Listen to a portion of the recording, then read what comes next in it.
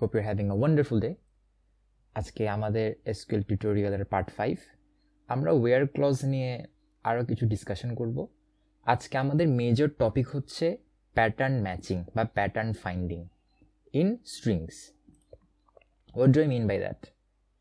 আমরা সাকিলা ডাটাবেসটা ইউজ করতেছি। আগে আমি জাস্ট প্রথমে অ্যাক্টর টেবিলের সব ইনফোগুলো একটু দেখাই।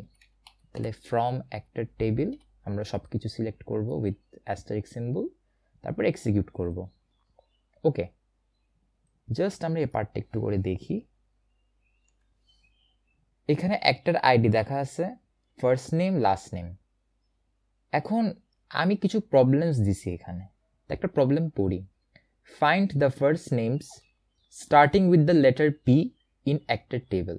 অর্থাৎ অ্যাক্টর টেবিলে এই ফার্স্ট নেম কলামে যে নামগুলো আছে তাদের মধ্যে পি দিয়ে যেসব নামগুলো শুরু হয়েছে আমাকে সেগুলো রিটার্ন করতে হবে বা সেগুলো শো করতে হবে। তো এটা কীভাবে সলভ করব?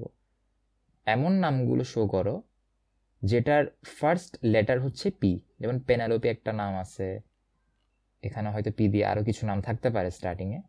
সো এগুলো আমাকে সবগুলো সিলেক্ট করতে হবে। তো এই প্রবলেমটা সলভ করার জন্য আমরা লাইক অপারেটর ইউজ করব। লাইক একটা স্পেশাল অপারেটর যেটা ইউজ করা হয় প্যাটার্ন ফাইন্ডিংয়ের জন্য। সো এটার ইমপ্লিমেন্টেশন দেখি। তাহলে ফার্স্ট অফ অল তারা বলছে ফার্স্ট নেমস কলামটা আমাকে সিলেক্ট করতে হবে। তাহলে সিলেক্ট ফার্স্ট নেম, যেখানে ফার্স্ট নেম কলামটা আমরা সিলেক্ট করলাম।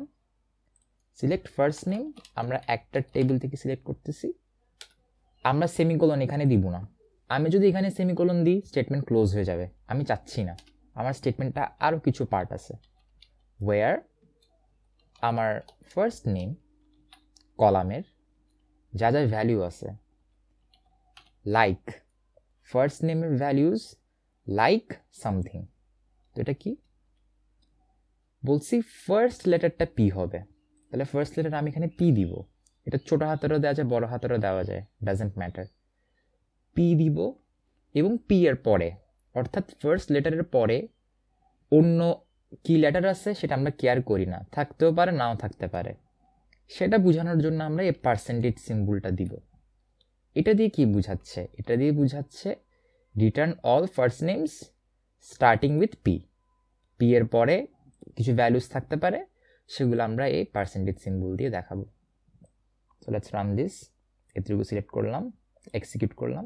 ওকে, অ্যাজ উই ক্যান সি এখানে দেখা যাচ্ছে কি পেনালোপি নামে এখানে 1 2 3 4 জন আছে, পার্কার নামে একজন আছে, এবং এই সবগুলো নাম স্টার্ট হয়েছে পি দিয়ে।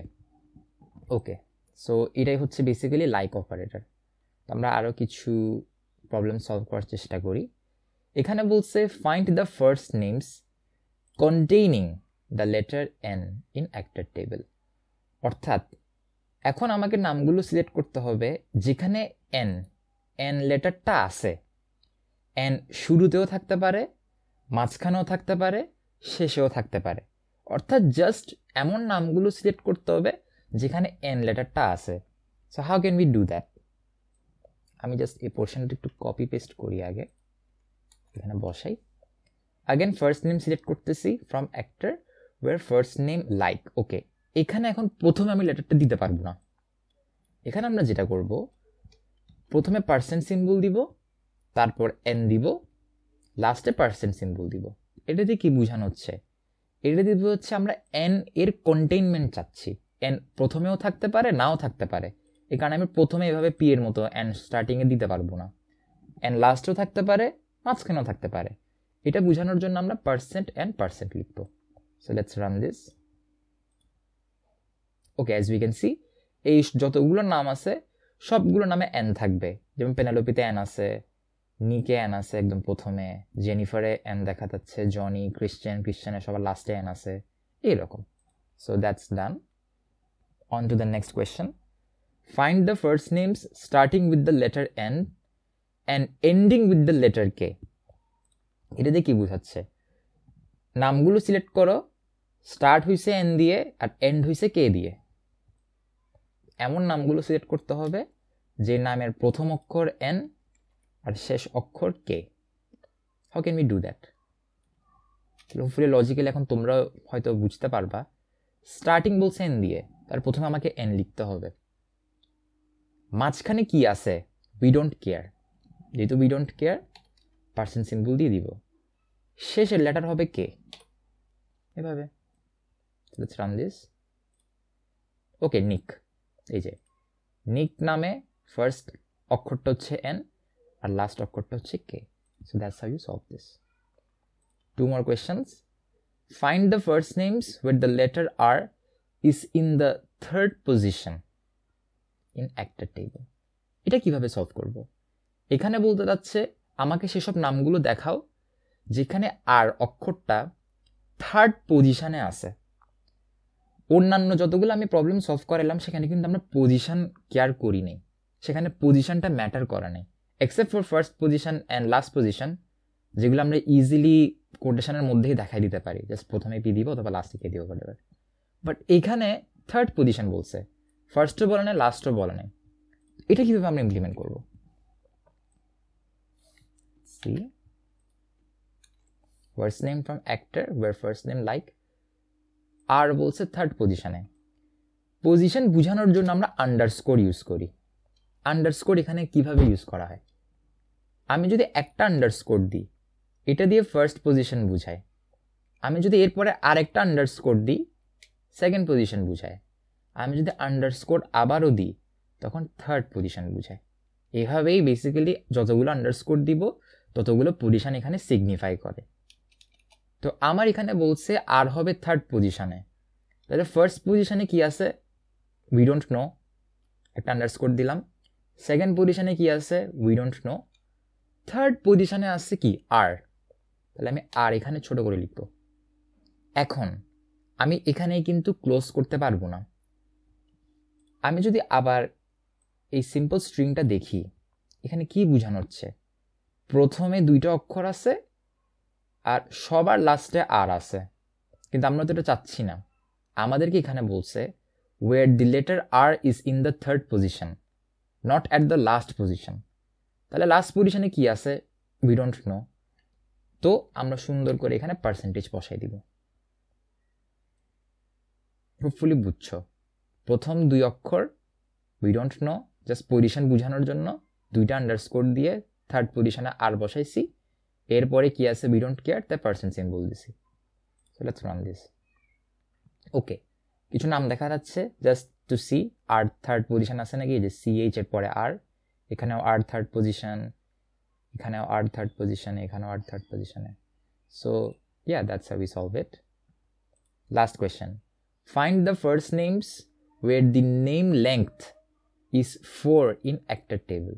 মানে actor টেবিলে আমাকে সব ফার্স্ট নেমগুলো দেখাতে হবে যাদের লেংথ হচ্ছে 4, মানে 4 অক্ষরের তৈরি একটা নাম, যে সেই নামে 4টা অক্ষর থাকবে বরাবর।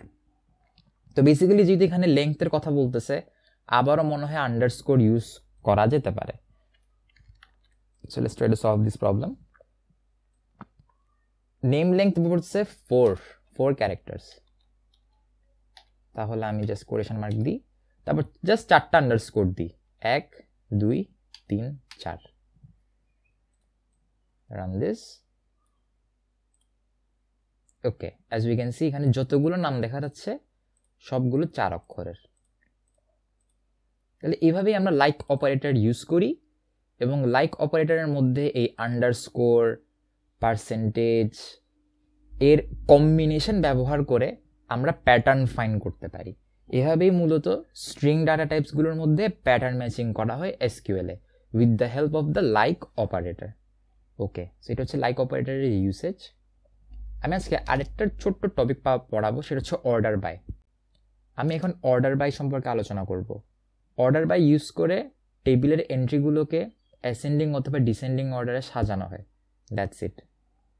এখন অ্যাসেন্ডিং বা ডিসেন্ডিং অর্ডারে যে সাজাবো, একটা পার্টিকুলার কলামের উপর ডিপেন্ড করে আমরা সাজাবো। What do I mean by that? আমি সেলস ডাটাবেসটা ইউজ করতেছি এখানে, তাহলে ইউজ সেলস এভাবে করা যায়। আমি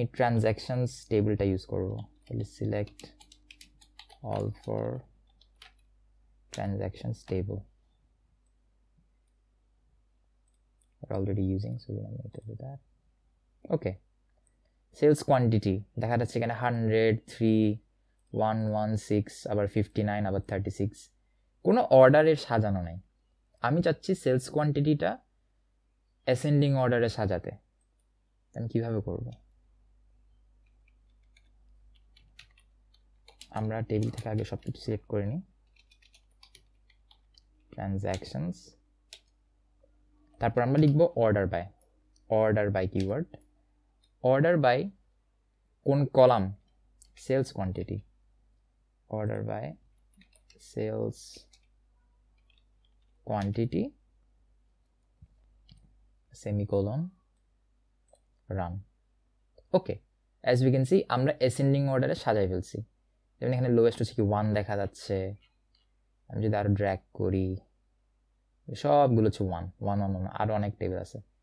আচ্ছা, ভালো কথা। এখন আমি চাচ্ছি অ্যাসেন্ডিং অর্ডারে না সাজায় ডিসেন্ডিং অর্ডারে সাজাবো। We can also do that. Just sales কোয়ান্টিটির পরে ডিসেন্ডিং কিওয়ার্ডটা ইউজ করলেই হবে। Run. Okay, as we can see আমরা ডিসেন্ডিং অর্ডারে সাজাই ফেলেছি। সেলস কোয়ান্টিটি সব থেকে বেশি হচ্ছে এত 14,000 সামথিং। এভাবে করে ডিসেন্ডিং অর্ডারে কমতে আসে, ডিসেন্ডিং অর্ডারে এভাবে কমতে আসে। So yeah, that's it. এটা হচ্ছে অর্ডার বাই। তাহলে আজকে আমরা লাইক অপারেটর সম্পর্কে ধারণা পেলাম, pattern finding, and finally order by. Yeah, hopefully you learned something, and I'll see you in the next video. Bye bye.